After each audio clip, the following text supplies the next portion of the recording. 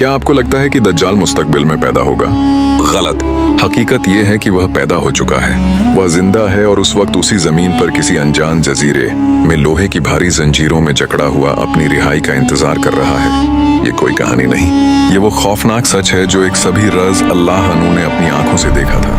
ये वाकया उस वक्त का है जब हजरत तमीम दारी रज अल्लाह अन अपने 30 साथियों के साथ समुद्री सफर पर निकले। अचानक तूफानी लहरों ने उन्हें घेर लिया।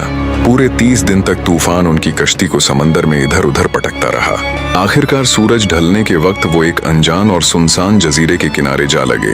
जजीरे पर कदम रखते ही उनका सामना एक अजीबोगरीब जानवर से हुआ। इसके जिस्म पर इतने घने और लंबे बाल थे कि यह पहचानना मुश्किल था कि इसका आगे का हिस्सा कौन सा है और पीछे का कौन सा।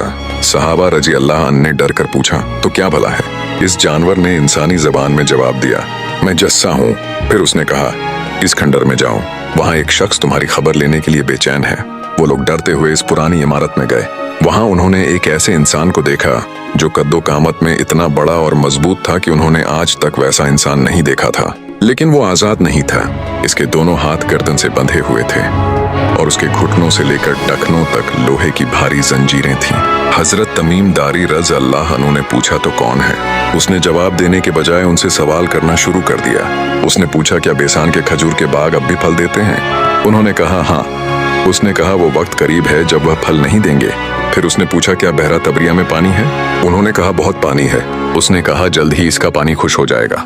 आखिर में उसने पूछा, क्या उम्मियों के नबी मोहम्मद सल्लल्लाहु अलैहि वसल्लम जाहिर हो चुके हैं?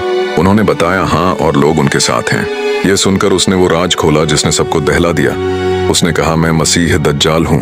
मुझे जल्द ही निकलने की इजाजत मिलने वाली है। जब मैं निकलूंगा तो पूरी जमीन पर घूमूंगा सिवाय मक्का और मदीना के।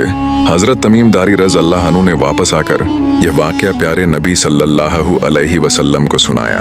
नबी सल्लल्लाहु अलैहि वसल्लम खुशी से मिंबर पर खड़े होकर फरमाने लगे, यह वही है जो मैं तुम्हें दज्जाल के बारे में बताया करता था।